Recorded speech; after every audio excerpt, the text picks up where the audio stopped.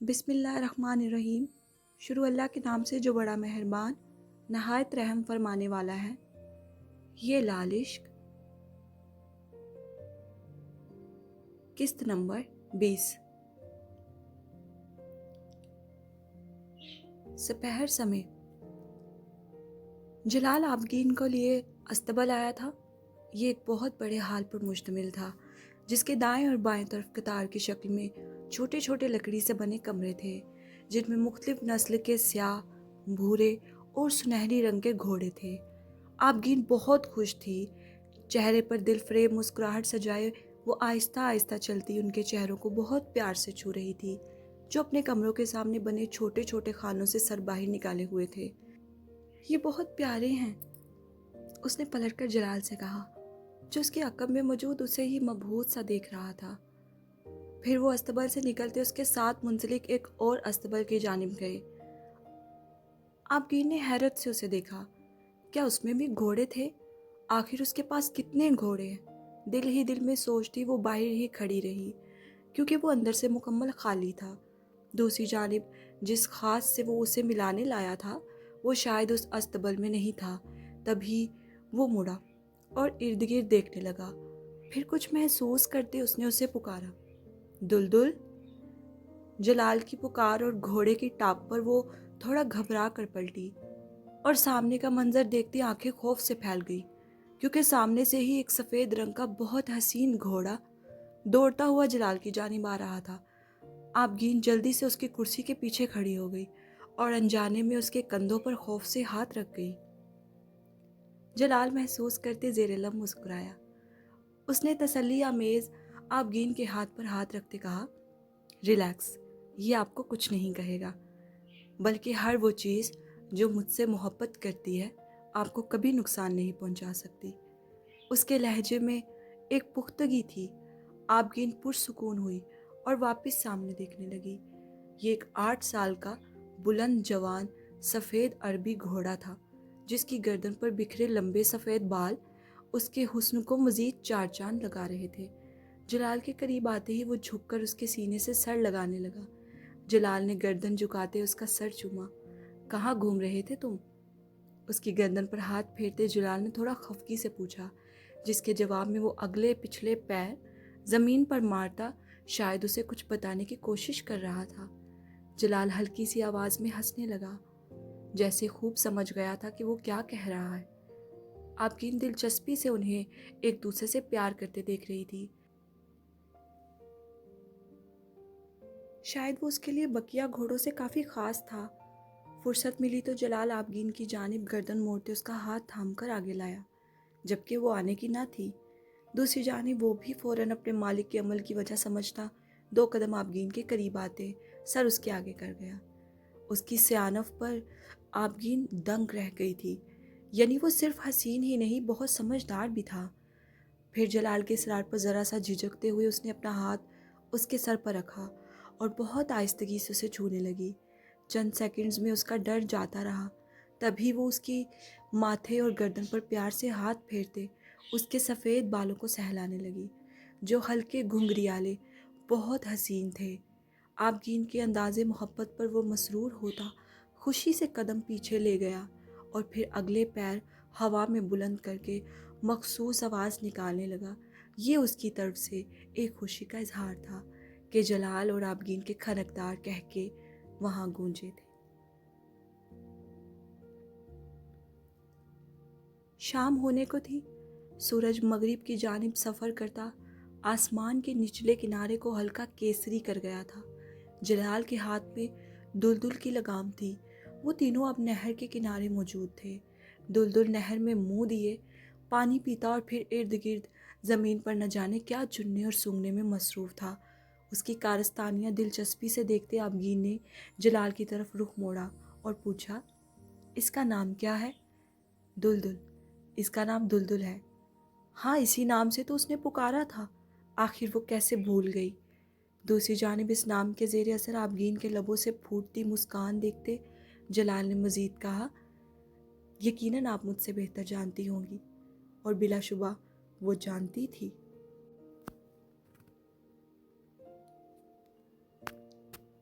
جی، دلدل امیر المومنین مولا علی کے مشہور سفید گھوڑے کا نام تھا، جو سکندریہ کے حاکم نے نبی کریم صلی اللہ علیہ وآلہ وسلم کو سواری کے لیے بھیجا تھا، اور آپ صلی اللہ علیہ وآلہ وسلم نے وہ مولا علی کو تحفے کے طور پر عطا کر دیا۔ دلدل نے مولا علی کے ساتھ کئی جنگوں میں شرکت کی اور میدان جنگ میں ہمیشہ ثابت قدم رہا، اور پھر اسی نسبت سے مختار ثقفی نے بھی اپنے پسندیدہ گھوڑے کا نام دلدل رکھا تھا۔ مختار ثقفی کا ذکر کرتے ہوئے اس کی آنکھوں کے ڈوروں میں نمی ابھرتی جلال نے واضح محسوس کی تھی۔ انہوں نے اسے اپنے ہاتھوں سے بہت پیار سے پالا تھا اور پھر اسے جنگ کے لیے تیار کیا۔ جلال ہاتھوں کو آپس میں باہم ملائے بہت غور سے سن رہا تھا۔ ایسا نہیں تھا کہ وہ اس سب سے ناواقف تھا، اگر اس نے یہ نام رکھا تھا تو اس کے پیچھے کا تمام پس منظر اور نسبت بھی وہ یقیناً جانتا ہی ہوگا، مگر آبگین کے منہ سے سنتے اسے زیادہ اچھا لگ رہا تھا۔ مختار ثقفی کے بارے میں مزید بتائیں کچھ، جلال نے کہا۔ مختار بن ابی عبید ثقفی طائف کے ایک مشہور قبیلے ثقیف سے تعلق رکھنے والے تابعی اور رہنما تھے۔ وہ صحابی رسول ابی عبید بن مسعود ثقفی کے بیٹے تھے، جو واقعہ کربلا کے بعد قاتلان امام حسین علیہ السلام سے انتقام لینے کے لیے مشہور ہے۔ واقعہ کربلا کے وقت عبید اللہ ابن زیاد نے مختار کو حضرت مسلم بن عقیل کی حمایت کرنے کے جرم میں قید کر دیا تھا، جس سبب وہ ان کا ساتھ نہ دے سکے، مگر پھر رہا ہونے کے بعد مختار نے یا لسرات الحسین، اے حسین کے خون کا بدلہ لینے والوں کا نعرہ لگا کر قیام کیا اور قاتلان حسین کو چن چن کر سزائیں دیں۔ وہ مسلسل مسکراتے چمکتی آنکھیں لیے بولتی چلی جا رہی تھی اور وہ سنتا۔ ایک روایت کے مطابق کہا جاتا ہے کہ جب مختار ثقفی بچے تھے تو امیر المومنین مولا علی نے انہیں گود میں اٹھا کر ان کی پیشانی پر بوسہ دیا اور فرمایا تھا، یہ بچہ اہل البیت کے دلوں کے زخموں کے لیے مرہم بنے گا۔ آپ نے انہیں سمجھدار اور ہوشیار کہا اور انہیں نشان لیاقت بھی عطا کیا۔ مختار نے بچپن سے ہی اہل بیت سے محبت کا اظہار کیا، اور مولا علی کی اس پیشن گوئی نے مختار کے مستقبل میں قاتلان حسین سے انتقام لینے کی طرف اشارہ کیا۔ انہیں خدا کا دست انتقام بھی کہا جاتا ہے۔ انہیں ان کی بہادری اور اہل بیت رسول صلی اللہ علیہ وآلہ وسلم سے وفاداری کی وجہ سے اسلامی تاریخ میں ایک اہم شخصیت مانا جاتا ہے۔ اور آپ کو پتہ ہے، اس لڑائی میں ان کے بہت قریبی اہم دوست بھی شامل تھے، جن میں کیان اور ابراہیم صحابی رسول مالک اشتر کے بیٹے میرے پسندیدہ ہیں۔ اس نے کھل کھلا کر بتایا۔ جلال سر کو خم دیتے مسکرا دیا۔ پھر اس کے بعد کیا ہوا؟ اب آبگین نے گہری سانس چھوڑی، چہرے پر تکلیف صاف عیاں تھی۔ پھر 67 ہجری میں مصعب ابن زبیر کے ساتھ ہوئی جنگ میں وہ اور ان کے عزیز دوست کیان اور ان کے بہت سے احباب شہید ہو گئے۔ دلدل بھی اسی جنگ کے دوران مارا گیا۔ یہ جنگ وہ اس سبب سے ہار گئے تھے کیونکہ ان کے 40,000 سپاہیوں نے مصعب ابن زبیر سے ہاتھ ملا لیا تھا، اور شاید قضا کا وقت بھی آن پہنچا تھا۔ مختار ثقفی نے کہا تھا ان سے کہ یہ لوگ جنگ کے اختتام پر تمہیں مار ڈالیں گے، اس سے بہتر ہے اللہ کی راہ میں لڑو، مگر وہ محض اپنی جان بچانا چاہتے تھے، اور پھر بالکل ایسا ہی ہوا۔ جنگ جیتنے کے بعد مصعب ابن زبیر کے سپاہیوں نے اس کے حکم پر ان تمام 40,000 سپاہیوں کا سر قلم کر دیا۔ وہ اتنا علم رکھتی تھی، اس نے کبھی سوچا بھی نہیں تھا۔ آج اسے اس کا شوہر ہونے پر فخر ہو رہا تھا۔ سواری کرنا چاہیں گی آپ اس پر؟ چند پلوں کے بعد دلدل کی کمر پر ہاتھ پھیرتے جلال نے آبگین سے کہا، نہیں۔ وہ فوراً نفی میں سر ہلاتی 2 قدم پیچھے لے گئی۔ چہرے پر ہلکا سا خوف ابھرا تھا۔ جلال ہنس دیا۔ اس کا رد عمل ایسا تھا گویا وہ ابھی اسے اٹھا کر دلدل پر بٹھا دے گا۔ ٹھیک ہے، ریلیکس، جیسے آپ چاہیں۔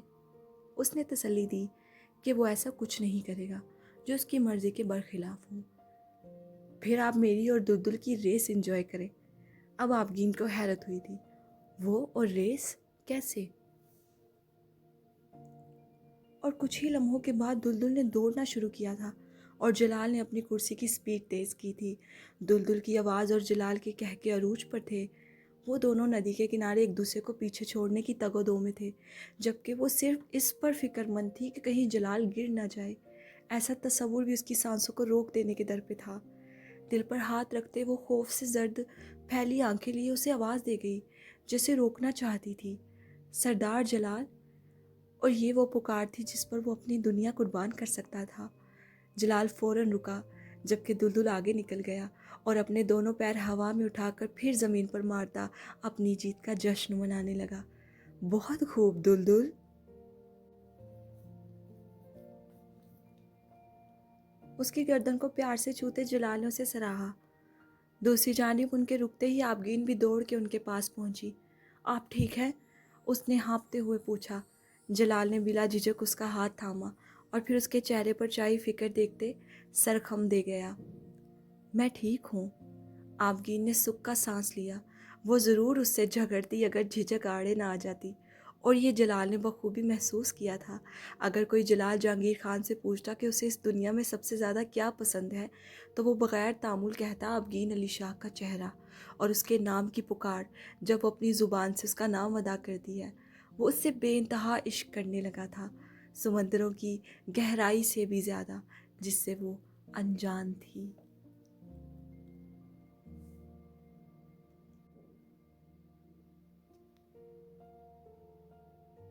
दबीर 4 दिन बाद घर लौटा था। उसकी गाड़ी जैसे ही हवेली के पोर्च में आकर रुकी, पहली नज़र गार्डन में बैठी उजाला पर पड़ी। एक नर्म सी मुस्कुराहट लेकर उसे देखते वो गाड़ी से बाहर निकला और सीधा उसकी ओर चल दिया। वो अकेली नहीं थी, लियो भी उसके साथ था और वो दोनों मट्टी में लथपथ प्लांटिंग करने में बिजी थे।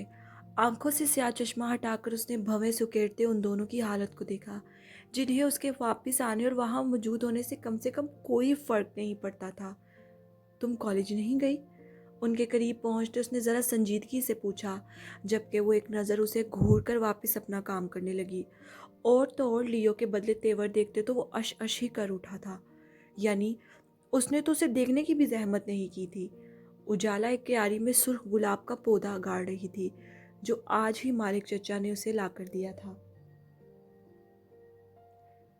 हाँ, इस बागीचे में सुर्ख गुलाबों की ही तो कमी थी। लियो उसकी मदद करवा रहा था। मुंह में मिनी प्लास्टिक वाटरिंग कैन दबोचे वो उस गीली भूरी मिट्टी पर पानी छिड़क रहा था, जिसमें पौधा नस्ब किए वो अपने हाथों से दबा रही थी। फिर चेहरे के आगे आते तंग करती लट को उसने मट्टी वाले हाथ से कान के पीछे अड़ेसा। यूं सारी मट्टी उसके रुखसार को लग गई। दबीर की ज़ेरिक निगाहों ने तेज़ी से इस मंजर को देखा था, और दूसरी तरफ अपना नज़रअंदाज किए जाना उसे एक आंख नहीं भाया था। जब भी वो बिगड़ते हुए बोला, मैं तुम लोगों से बात कर रहा हूँ, हम आपसे बात नहीं कर रहे। अब की बार उजाला का जवाब आया। क्यों? हेज़ल आंखें मुस्कुराई थी। बस नहीं कर रहे तो नहीं कर रहे, कोई ज़बरदस्ती है क्या? उसने तड़क कर कहा। दबीर ने सर इस बात में हिलाया, जैसे मुत्तफिक हुआ था उसके जवाब से। फिर उसने लियो को पुकारा। लियो, जैसे पूछना चाहता था, क्या तुम भी बात नहीं कर रहे मुझसे? लियो ने इस बार भी ना ही उसे देखा ना ही जवाब दिया, बल्कि उजाला के बाजू के साथ सर रगड़ने लगा। दबीर ने अबरो झुकाकर उसे दाद दी। 1 हफ्ता नहीं हुआ और तुमने पार्टी बदल ली? उसने खफा सा उजाला की जानिब इशारा करते लियो से कहा। दोनों के वजूद यूं बट्टी से भरे हुए थे जैसे पौधा नहीं दरख्त लगा रहे हों। उन दोनों की जानिब से इस नाराज़गी का जो ऐलान हो रहा था, वो उसकी वजह समझने से कासिर था, और उनकी बात ना करना उसे खल रहा था। कॉलेज क्यों नहीं गई तुम रोशनी? अब की बार ऐसा उसने जानबूझकर कहा था ताकि वो बोले, और तीर सीधा निशाने पर लगा था। अगले पल वो सीखपा होती उठी थी, बिल्कुल उसके करीब, कि दबीर को एक कदम पीछे लेना पड़ा ताकि उन दोनों का तसादुम न हो जाए। और नाराज़गी का इजहार उसने अपने मट्टी वाले हाथ दबीर की आस्तीन से पोंछ कर किया था।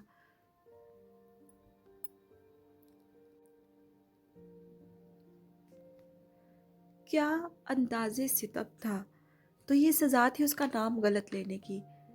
मेरा नाम रोशनी नहीं उजाला है। गाल फुलाकर हमेशा कहा जाने वाला जुमला दोहराते वो सीधा उसके दिल में उतर रही थी। दबीर ने पहले अपनी सफ़ेद मट्टी भरी शर्ट और फिर उसे देखा।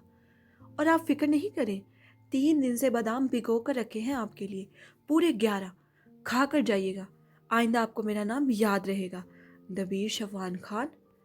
उसके लबों से पहली बार उसका नाम अदा हुआ था, और पहली दफ़ा उसे अपने नाम से मोहब्बत हुई थी। फिर से कहना। वो ज़ेरे लब उसकी आंखों में साकिन सा देखता सरगोशियाना बुड़बुड़ाया। क्या सारा डायलॉग दोबारा बोलूं? उसने नासमझी से पूछा। नहीं, सिर्फ मेरा नाम। जवाबन जज्बात से लबरेज आवाज़ और मखमूर आंखें देखते वो पल में पजल हुई थी और कदम पीछे लेने पर मजबूर हो गई। बड़ों का नाम नहीं लेते। फिर मसनूई सा उसे डपटते दबीर ने अपनी जेब से रुमाल निकाला और उसके रुखसार पर लगी मट्टी पोंछने लगा, जो उसे बहुत इरिटेट कर रही थी। दूसरी जानिब अब उजाला का दिल पसलियों से टकराने लगा था। पहले उसकी वो हरी आंखें और अब ये लम्स उसके दिल को परेशान कर गया था। जबकि दबीर इस सबसे बेनियाज लब भेंचे उसका रुखसार मुकम्मल साफ करते रुमाल जेब में रख गया, और जब वापस उजाला को देखा तो उसका चेहरा सुर्ख अनार पाया। और एक बार फिर दबीर खान को अपने बेखुद अमल पर जी भर के पछतावा हुआ था।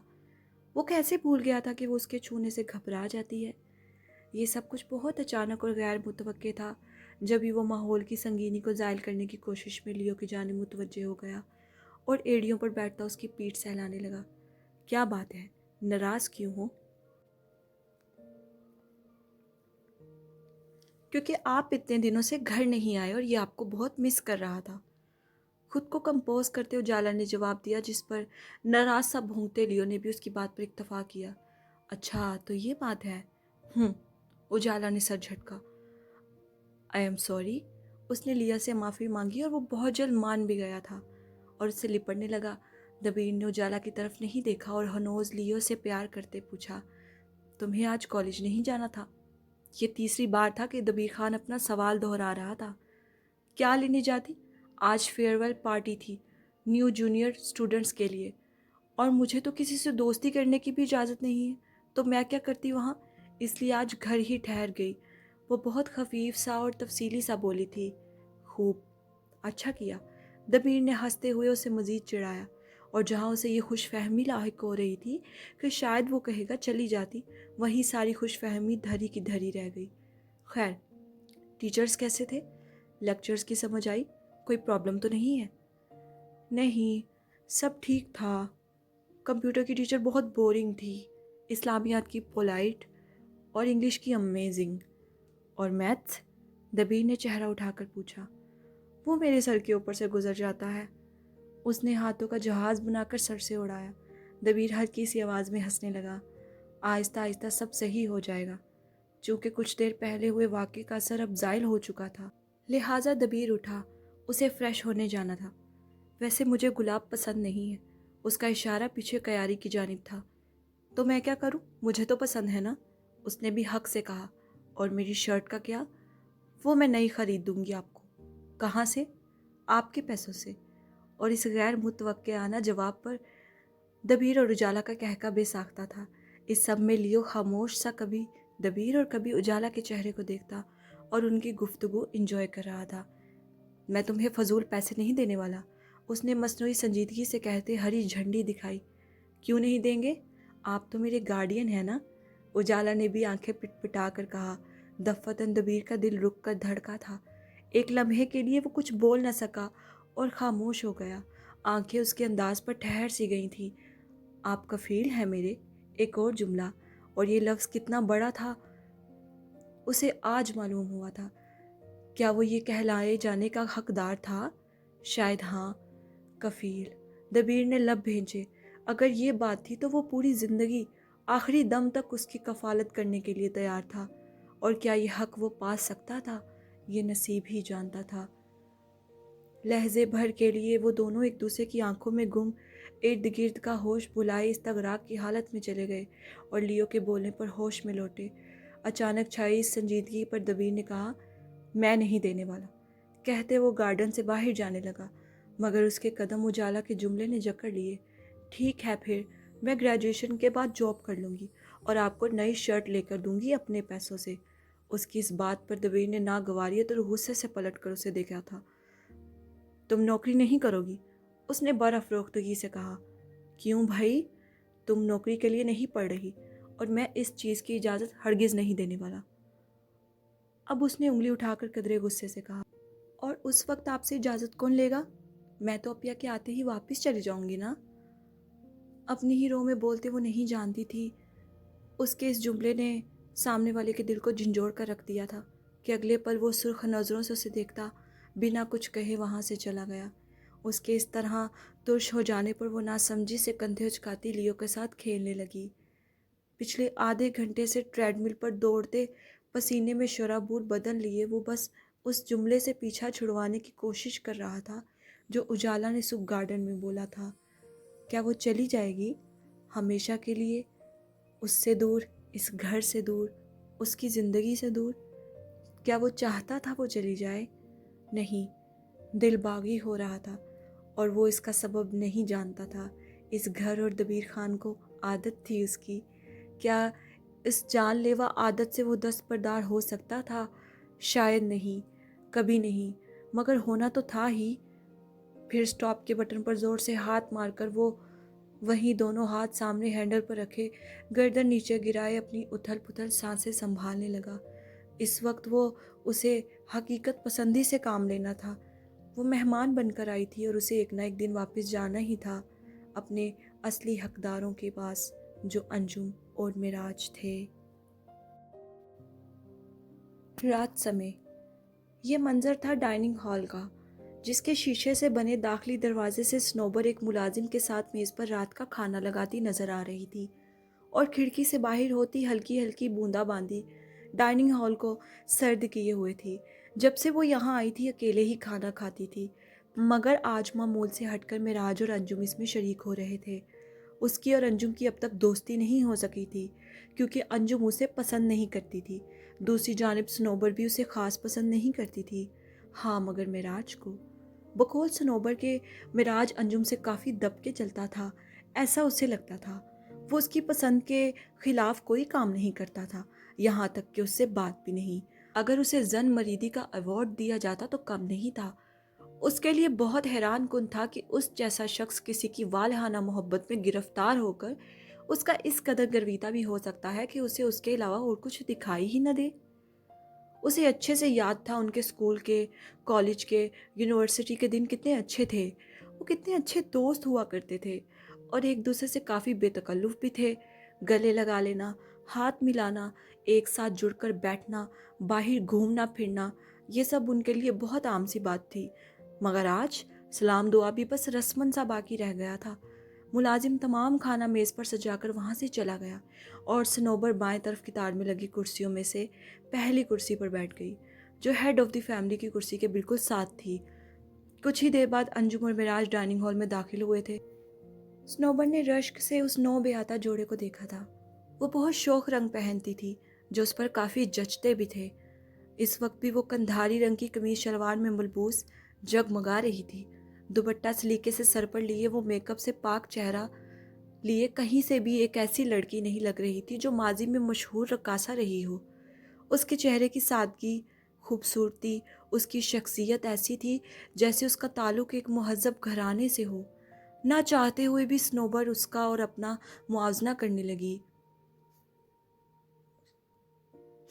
وہ اس کی طرح بولڈ ڈریسنگ نہیں کرتی تھی، اس کی طرح اعلیٰ تعلیم یافتہ بھی نہیں تھی، پھر بھی وہ معراج کی بیوی تھی، جو ایک کڑوا غیر یقینی سچ تھا۔ اور دیکھا جائے تو وہ اس سے زیادہ حسین بھی نہیں تھی، ایسا سنوبر سمجھتی تھی۔ مگر کیا فائدہ، معراج پھر بھی اسی کا تھا، صرف اور صرف اس کا۔ کل تلک اسے یہ لگتا تھا کہ ایک دن وہ اس سے شادی کے لیے ضرور پوچھے گا، کیونکہ سنوبر وہ واحد لڑکی تھی جس کا معراج کے ساتھ سالوں پرانا ناتا تھا۔ مگر نہیں، اس کی تمام قیاس آرائیاں غلط ثابت ہوئیں اور ایک طوائف اس پر بازی لے گئی۔ وہ جلتی تھی اس سے، بے حد، بے پناہ۔ ہاں مگر تھرڈ کلاس ویلنز کی طرح اس کا ایسا کوئی ارادہ نہیں تھا کہ اس کو کوئی ایسی تدبیر کرنی چاہیے جس سبب ان کے درمیان غلط فہمیاں اور خالشیں پیدا ہوں اور وہ انجم کو چھوڑ کر اس کے پاس لوٹ آئے۔ یہ سب اس کی نظر میں ایک گرا ہوا کام تھا جو وہ قطعی نہیں کر سکتی تھی۔ اس کا یہاں آنے کا مقصد صرف معراج کی مدد کرنا تھا اور وہ جلد یہاں سے واپس جانے والی تھی۔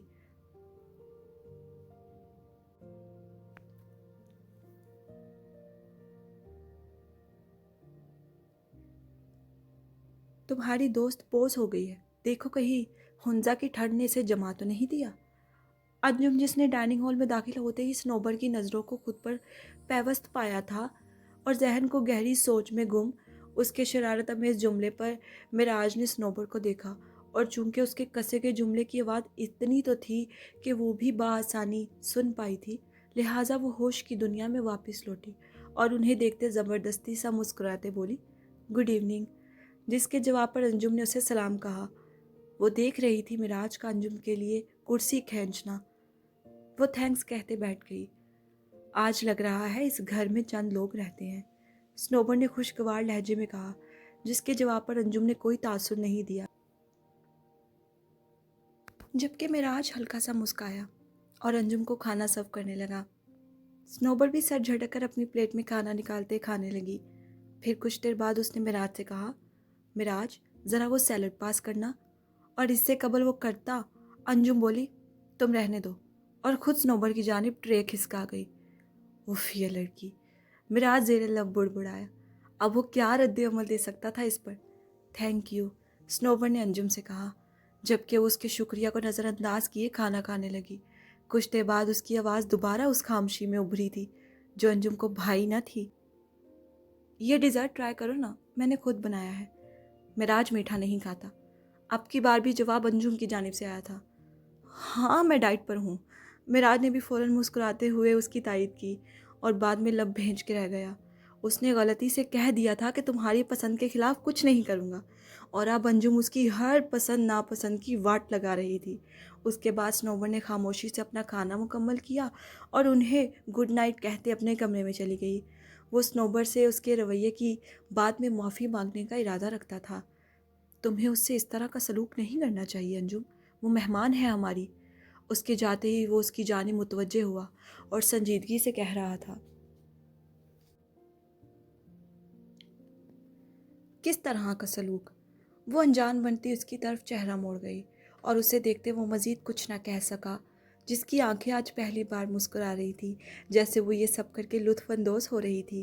انجم، معراج نے بے بسی سے اسے پکارا۔ ریلیکس ہسبینڈ، میں تو بس اکثر نارمل بیویاں جیسا کرتی ہیں ویسا کرنے کی کوشش کر رہی تھی، اس نے سادہ سے لہجے میں کہا اور واپس کھانا کھانے لگی، جبکہ معراج صرف ہسبینڈ لفظ پر ہی اٹک کر رہ گیا تھا۔ اس کے دل میں گدگدی سی ہوئی تھی۔ مبہم آنکھیں لیے اس نے انجم کو دیکھا۔ وہ اس کے لیے کافی پوزیسو ہو رہی تھی، کم سے کم وہ اب تک یہی نتیجہ اخذ کر سکا تھا، اور اس سے اسے کوئی اعتراض بھی نہیں تھا۔ وہ بس ہر حال میں اسے شکایت کا کوئی موقع نہیں دینا چاہتا تھا۔ وہ چند دنوں تک چلی جائے گی، معراج نے کہا۔